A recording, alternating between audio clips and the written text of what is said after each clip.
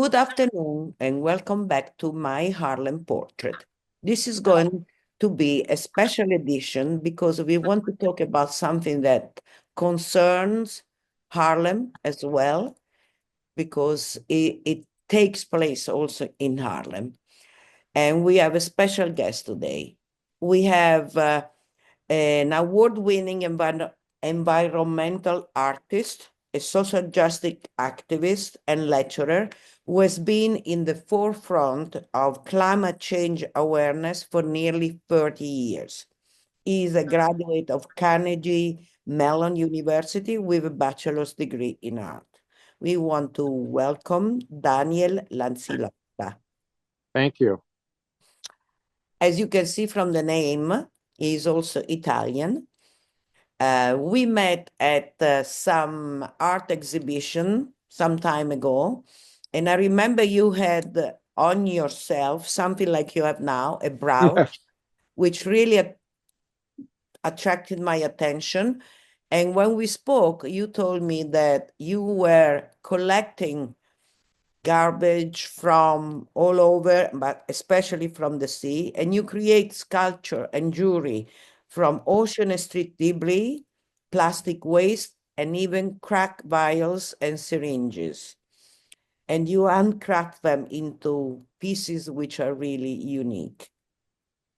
That's what attracted my attention to you, because what you're doing has a lot to do with Harlem and this epidemic and this social injustice that we experiment in Harlem. And therefore, I really wanted to talk to you. You are a self-proclaimed plastician and non-extractive artist. Tell Yes. us what you mean by that and what you want to convey with Uh, your message. by non-extractive artists, I mean that in the environmental world of art, Einstein said you cannot solve the problem with the same mind that created it. And so, if you're going to make art and speak to environmental issues, it's not uh, it's not a good idea to use fossil fuel art supplies. And of course, you're just part of the problem. You may have a beautiful picture of a turtle with a straw in its nose, but Mhm. that's just the image using fossil fuel types of paints and art supplies. So that's extractive art. And then this is a long journey to get to this place about non-extractive art. So I go out and I collect plastic debris post-human consumption that is in the environment. I don't spend 10 cents on art supplies because it's coming at me all the time. And the amount of plastic in the environment is quite significant. So that's non-extractive. I'm using what's already available to me. I'm not taking Cycle. natural resources out of the earth or from wherever. And so if you equate the plastic bottle, the water bottle, that's a single stream use of plastic. And I was living on 140th at the Savoy, Mhm. and I came out of my building on Malcolm X Boulevard, and I saw a crack vial, and I knew right away what it is because I grew up in the Bronx and various other urban environments, Brooklyn, Manhattan, and I saw it, and I thought, well, there's plastic. There's a single stream use of plastic. And then I saw another one and another one, and another one. And I wound up collecting Oh, wow. 5,000 of them. Those are vials? These are all crack vials. Oh my gosh. See, I wouldn't even know what that is. I would think That's, it's a candy. That's yes, dangerous. exactly. That's dangerous. That's exactly right. And so Wow. this was before COVID. And I started looking at them and I thought, well, I'm going to go look for them. And then I started seeing them. And then I saw a pattern. Then I kept seeing more. This is mostly in Harlem, sometimes in the South Bronx, and sometimes in Brooklyn, and then sometimes in Bridgeport, Connecticut. but not to the degree what I was finding them in Harlem, especially at Marcus Garvey Park along 110th Street from Fifth Avenue going west. And I just saw some very horrible things, and I started collecting them with the intention to make a sculpture dedicated to this issue. And I thought that, wow, in the beginning of the 21st century, we're still dealing with this issue. And I just took it upon myself to really start to look at this issue about crack in Black and brown communities. Now, my own ethnicity through my grandfather is that we have Egyptian blood through Sicily, Palestinian blood, Yemenite, George. It's right across the entire Levant is in my heritage. So Yeah. I take it very personally as well. Mhm. And I saw some very horrible things collecting them in Marcus Garvey Park. I saw some very horrible things at 125th Street at the in Park Avenue. There's a legal shooting gallery there. There's also a little police substation, and I've seen people smoking crack and using crack like right between police cars at Park Avenue. And I thought, this is absolutely insane. And so I dedicate this work that I'm doing to people with addictions. And it's not a black thing, it's not a brown thing, it's a money thing. And Yes. so I've been threatened when I was collecting them. I've been told to stop, but I couldn't stop. And I wound up finishing the sculpture that went to a show in Bridgeport. Now I'm looking for a gallery space for that particular piece. All my work is based around social justice issues and plastics, mostly from the ocean. But since I'm not near an ocean now, I'm collecting everything from the street, all kinds of plastics. I have a show down in Tribeca coming up soon next week on Friday the 13th at a gallery at Loy Lu Space. And that one happens to deal with women's reproductive rights in that piece. So it's always about some issue using a very deadly product, plastics, and but crack vials have played a special part in what I'm looking at because it's not just the plastics; it's what's in the plastic. The container, crack, fentanyl. Fentanyl, they say, is deadly in any amount. So when I'm collecting them with rubber gloves. I'm soaking them in solutions to neutralize what's in the container. And it just became a long mission. And then 6 months ago, I decided that I would stop what I was doing and I would build this sculpture. And it's really more than a sculpture to me. It's really a totem. And the totem is made with the crack vials. There's a lot of crack vials in it, but there's about 10,000 handmade plastic beads from other plastic debris. And I tried to use the beauty of the plastic, like what you saw here in the container of crack vials. You saw and you thought it was candy. They're beautiful, they're stunning. And everyone's, is attracted to that. When I was washing them one day and I posted some of the pictures on social media, someone said, "Oh, they're so beautiful, they're so nice." And I go, "Yes, they are, but you're not understanding something. They're deadly. It's a deadly thing. It's an extension of oppression and the way it is in the Black and brown communities. It's just very horrifying, and I don't see this getting any better anytime soon, especially after next year. And Yeah. so we have to be diligent and we have to be active. We have to stand up and we have to say something about what's happening. And we have to ask our elected officials to take the bull by the horn and do something about it because it's really killing the community. And that is the exact reason why we are doing this. We are having this interview because we really need to speak up. The communities in Harlem, the people who live in Harlem, I live in Harlem, you live in Harlem, they don't want this to happen. They don't want their kids to walk by this kind of stuff. And maybe little kids pick it up and touch it. And you just said that you can absorb it. I didn't know. Yes, What you yes, just you can. really scared me. I Yes. didn't know. So just I, by touching it, a little kid could get infected. That's crazy. yes, and worse than that. I have found crack files with whole containers of crack in crack files because people drop them. I've seen things where I thought I was being careful and how people handle crack vials to open them. That really kind of flipped me out. But it's insidious. It's out there, and it's driven by money. And there's a lot of money at the cost of a lot of souls. And when you see it, and when you engage with folks, I found that most of the users wanted to have a conversation with me. They wanted to be heard.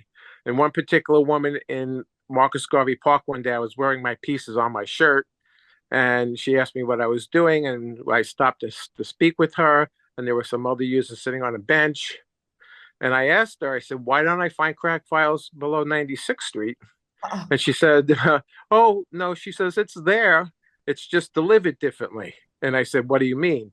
I said, she said that those are people who wear suits and ties, and it's basically delivered to their door. oh, You don't know what's going on. It's a whole different delivery system. On the street, when I was growing up in the Bronx, and you were a user of some kind of drug, especially heroin, people ran off and hid between alleyways, and they were ashamed. They didn't want anyone to know, but everybody in the neighborhood knew who was doing what. But now it's very blatantly in your face, and it is concerning to me about how normalized it's been. It's been normalized, and that's one of the issues here. yeah. I have seen some scenes, really horrible scenes too. And one particular one, I don't even want to talk about it, but it's been in my brain for months. I couldn't get rid of it. I would wake up thinking about what I saw. And uh, it's very important. We need, and as you said, next year is going to be even worse. We Exactly. need to address it now before it's too late. Right. Before it's too late. Yes, it's when I'm in when I call it going into the field to look for crack files, and I still do. Not to the extent that I used to because I finished the sculpture, but I do collect them. In fact, today I was out and I bought my solution, I bought my gloves, and in case I ran into some. And once in a while you'll see just one or two, but that's not really the case. There's a pattern to that, and there's a pattern to where people sneak off and use crack, especially in Marcus Garvey Park. There are other things that are found that I won't mention. It's not pleasant, and there's a pattern to it. So people, I think some people don't want to know what's happening, but I go out. I'm very used to doing it. I don't really have any fear about it, but I do see some very sad things. I think of the potential of the human beings that are involved with this addiction and how it impacts them and how it impacts everyone. This is not a story of it's happening over there, because the criminality that's attached to it will affect you at some point. I had Yeah. a conversation with a user on 110th Street about a year and a half ago, and he said, "Listen, I have mental health issues. I use drugs, crack, and I commit crimes. I get caught. I go to jail. I come out. I do it again. I need help, and there's no intervention." And this is heartbreaking to me. Yeah. This is, to me, a sort of trickle down from 400 years of oppression. This is an extension of a type of slavery. Yes. And no one wants to talk about that part. And this is painful because until this country and this culture comes to a reckoning that realizes the impact and pain that's still inflicted on Black and Brown people, we will continue running around in circles. And I'm afraid, unfortunately, that after January 20th, it will snowball into something much worse. Yeah. I am. I feel the same. When did you start to build things, to create things? When? When? Oh, I was making and building things since maybe 5, 6, 7 with the the typical toys that we had at the time. Uh, Legos and they were some kind of log cabin thing, and I had some styrofoam Flintstone thing that made walls and things like that.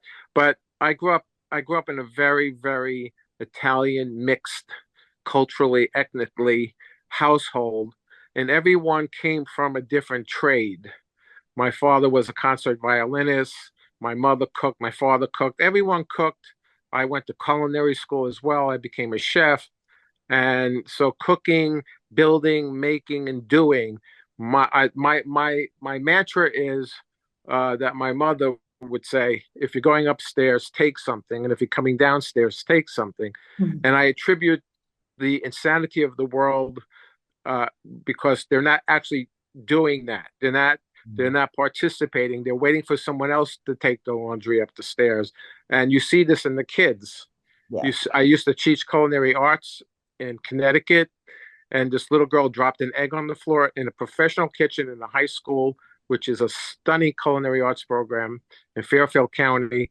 And she walked away, and I said, I think her name was Mary or whatever. I said, Mary, you dropped an egg on the floor.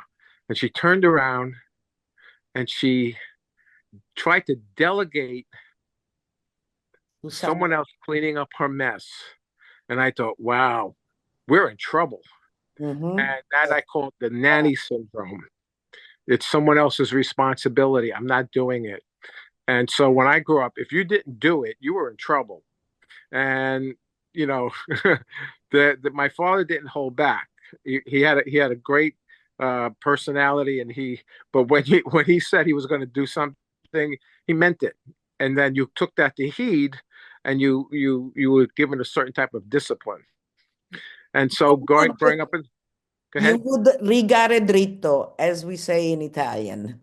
Rigare dritto. Make sure that you do what you're told. You Yeah, didn't play with your parents. interestingly enough, my father would say when we were a little older, the door swing. If you don't like it here, the door swings one way. And that, I heard that my whole life. I heard we're not related to Con Edison. That meant turn off the lights. And and then years and years and years and years and years later, I was living in a really nice situation with someone, and she would leave, and she was also Italian American. She was very successful, and she would leave the lights on everywhere in this big, beautiful house. And I would say to her, turn off the lights, turn off the lights. And she said, I can afford it. And then we went to go see the Dalai Lama when he came to Central Park many years ago now. And guess what the Dalai Lama said as an example of mindfulness?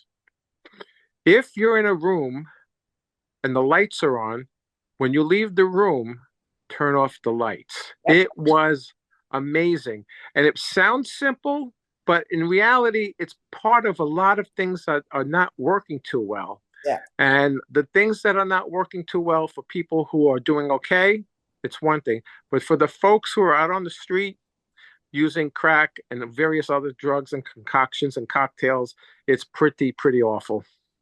Yeah. And this, I noticed this a lot. The light, the simple thing of the light. It's in this country, there isn't really the culture of preserving energy. It's not the question if you can afford it or not. It's a question that you are consuming energy, and to consume energy, you consume and you use petrol for the moment more than anything else. So Exactly. it's so, Unlike Italy or France and probably all over Europe, when you walk into a building, the lights are off, and yeah, then the lights go on, and then if you have to go up to the second or third floor, you keep pushing a button till, and then they stay on a few minutes or whatever till you get to your space, to your flat, and then they go off, and that doesn't exist here. In fact, I just had this conversation with a friend of mine whose son uses like crazy amounts of ice cubes but never fills up the tray to make more ice cubes in case somebody else is going to come behind them. And I said to her, do you know what it costs to make an ice cube? And she goes, what are you talking about? I said, well, let me show you, because there are calculations about how to do it mathematically, and it was roughly about 28 cents an ice cube. I said, every time you put water in the freezer, that means the freezer is extracting the heat from that water, and that is energy that the yep, compressor is using to make an ice cube. and that heat has to be dissipated somewhere, and you're paying for all those crazy ice cubes all day long. And she was like, wow. And I said, yeah, well, do the math. How many ice cubes are in a tray? That's like make $5-6 a tray. And Yeah. your son is eating them essentially, right? Okay, whatever. But it's not in the consciousness of a person to understand what is waste or what is trash. And my tagline to my work is I bring significance to the seemingly insignificant. And that applies to the crack user.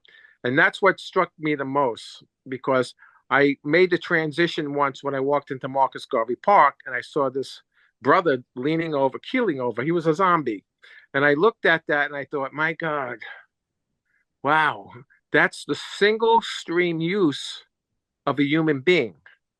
It's Yes. not the plastic bottle, it's not the crack vial, it's not the plastic bag, it's the single stream use of a human being.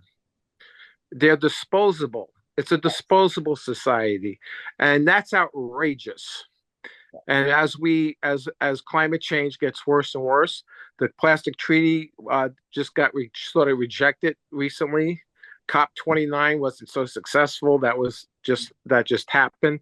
All these environmental things and the IRA, the Inflation Reduction Act, that President Biden and Vice President Harris implemented and appropriate well over $800 billion to make things better. Yes. All that money, the EPA is all going away. Yep. And to me, it's very frightening. In fact, I got physically ill after November 5th Oh yeah, because me of this. too. I got physically ill, and I'm still not up. I'm still not back because I know the kind of work that it takes to make things better, and I know what I do as an environmental artist, the message, and I see it firsthand because I go into the field to deal with it. Um, I'm really concerned. We've surpassed the 1.5 Celsius already, which is kind of disturbing. And I don't think people take it seriously. It is not a hoax. It's for real, and we will see what happens.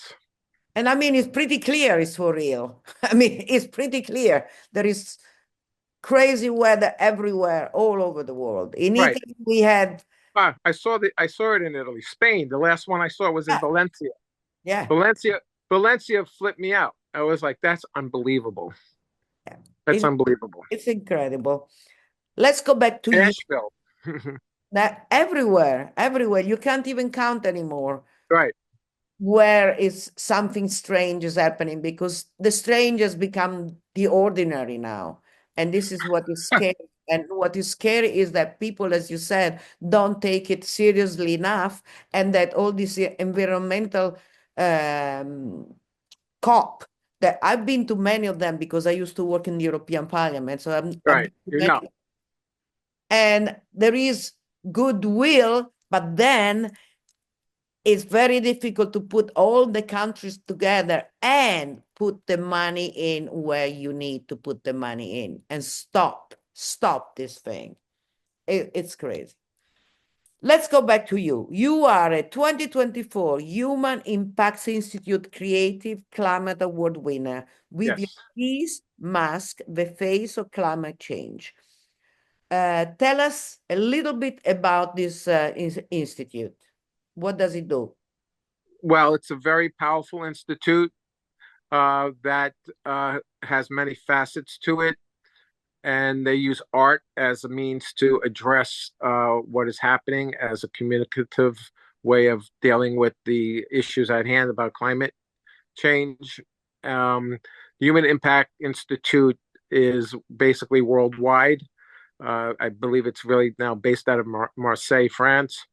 Um, they're representative on Governor's Island as well, and they do many different aspects of many things creatively to try to bring awareness to the issues at hand, mostly education. Um, and the Creative Climate Awards is artists that they put an open call out to get the artists to submit art to address what's happening globally with the issues of climate change. And I Well, was one of the winners for 2024. congratulations about Thank that. you. You have exhibited your art in New York, California, New Jersey, Pennsylvania, Connecticut, France, Italy, and Haiti.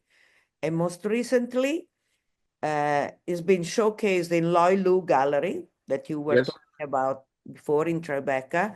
And the gallery, it's hosting an opening on December 13th, which is Yes. color. And you also have a very prominent role as member of Al Gore's Climate Reality Project. Yes. Tell us a little bit about that, because Al Well, Gore Al Gore, as you signed the know, alarm long time ago. yes, Al Gore was basically the beacon of light very, a long time ago when he was vice president and running for president. He started a project called Climate Reality Project, and it was a gathering of about 3,000 people at the Javits Center over 3 days with many, many speakers from the EPA, Michael Regan, Al Gore, and many, many others. And I did that training and became a member. I spent time at Harvard doing the same thing, different climate change conferences. I did the Nest campus recently also at the Javits Center. But a lot of these things are very interesting because the arts aren't represented in the way they should be. And so most of it, a lot of the climate change things that you see out there about big business. And when you're trying to capture carbon to sequester it with whatever contraption or idea that people are coming up with, and there's a lot of it, they're trying to get funding. They're trying to get investors. But when you create a solution to a problem without answering what and how to address the problem, you can't keep depending on what you think the solution is. So yes, capturing carbon with gigantic, essentially vacuum cleaners that are sucking the air out. And yes, you can capture the carbon and then make new products from that carbon, but that's not the solution. And over the many years that I've been doing this, my platform has changed a few times, but I've come to the realization that if you wanted to have real systemic types of change and you're willing to make the investment over a long period of time, it comes down to behavior modification. There is a thing called producer extended responsibility. In other words, Pepsi and Coca-Cola produce a lot of bottles and they always make promises about changing formulation and what have you, and then they always renege. You're asking a corporation to clean up the act. Well, I'm a consumer. And as a consumer, I have to take responsibility for my actions. If I want a Coca-Cola or a soda, and I go into a bodega and I buy one, Coca-Cola is not coming to clean up that bottle. No. They may pay at their end a certain type of tax. They don't anymore now. I just read that, I don't know if it's Pepsi or Coca, they now decided that they are not doing, because Right. they Then can see next the week, next. right. So next week they'll change their mind, but they always go back and they always renege on it. As an individual, we as individuals, the collective of individuals, we have to take responsibility because most recycling programs do not work. And only about 9% of plastics gets recycled. That's a major problem. 91% of those other plastics are going into landfills, incineration, and what have you, and eventually to the ocean. And plastic is always plastic forever. It doesn't compost. Even with the newer science about compostable plastics, that's only under very strict composting protocols. And most cities and municipalities do not have that in where they send the plastics. So what happens to that? It just becomes plastic. And so the fish and the marine life, they don't understand. They just see it as it breaks down as food. And so now we see plastic in placenta, in blood, in food, in salt, and according to certain scientific sources, that they say that we're eating about the equivalent of one credit card a week. Wow. That's pretty crazy, and that's not counting all the coatings that we don't see. A lot of things are coated in plastic. We're not paying attention. One of the most famous coatings is inside of a coffee cup. And so when the heat hits that, it releases microplastics, and it becomes a living cycle of hell, essentially. And then there's all the other medical issues, which I can't speak to, but I know what they are. And so that's a whole nother story. Yeah. You know, when you start reading scientific journals and you start seeing things like they're finding microplastics in the placenta, Mm. that's really Terrible. that's disheartening. And so I call us that we've been decoupaged, you Mm. know, essentially. We're plastic coated people now. And we've allowed this and we've normalized it. And it takes a very interesting and strong person to decide that they're going to take responsibility for their consumption. And that's where the behavior modification comes from. So that is a very long haul. You're asking people to change their behavior over maybe a couple of years. It's not something, oh, I'm going to give up plastic. It's nearly impossible because we depend on it in every form and everything we do. Uh, but we still have to say it's important so that you don't get misunderstood that we have to recycle. We We got to must, do our we part. must, we must. We must do that. And one thing that is disheartening to me is walking around New York and see all the garbage which people just throw out in the street. That's That is terrible. You don't see that in Europe. You don't see that in Europe. And this, as you said, is a cultural thing. It has to be addressed. And people have to understand that each one of us have to do our parts. Otherwise, it's not gonna go Well, well. I've studied it pretty heavily, and I've come to the conclusion that when you see litter on the street or trash on the street or plastic bottles and all its forms and every type of plastic garbage on the street, it it's a form of personal trauma. It's something about your own being or anger or something that would make it go there in the first place. And then the city itself doesn't always do such a great job. And if you start looking at it as social environmental racism, then you can start looking at neighborhoods and ask yourself, why wasn't this garbage picked up in the first place? Why are these corner Absolutely. garbage cans overflowing for days and days and days and days and days? And yet they say they're doing an improvement. We now have all these new types of trash uh, of Yeah. garbage cans or whatever with the tops for the rats. Mm. But at the same time, you could still walk around and see some really horror, Yeah. especially during COVID. It was insane. Yeah. That was incredible.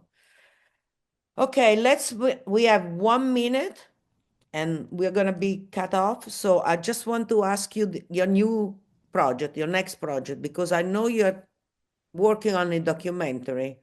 Tell us briefly what it is. Well, it's basically about the crack tower and its impact. Um, there's also a person out in Croatia who's invited me to be in a show uh, that hasn't been released yet, but I just communicated with her last week. She's from New York originally, but lives in Croatia. She came with me to walk across 110th Street because she wanted to collect crack vials with me. And she was horrified. I mean, it's horrifying.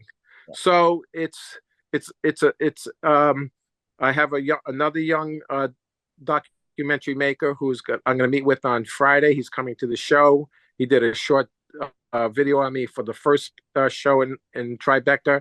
Now he's coming on Friday, and then on Sunday, this videographer, we're going to take a trash walk through through Brooklyn, and as I go through the garbage, I'll point out to him the essentially the pros and cons and how I see it and what can be done about it. Thank you about that. We come to really the conclusion of this conversation. Thank you, because this was really, really important. I want people Thank to know you. what's happening.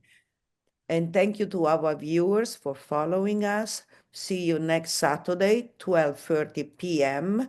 on Spectrum, new channel 1993, MNN HD, and to see all the other episodes of my Harlem Portraits on my YouTube channel. Thank you again, Daniel. Thank you, Maria. Bye-bye. Thank you. Bye. And thank you for your work. Thank you so much for having me. I appreciate it.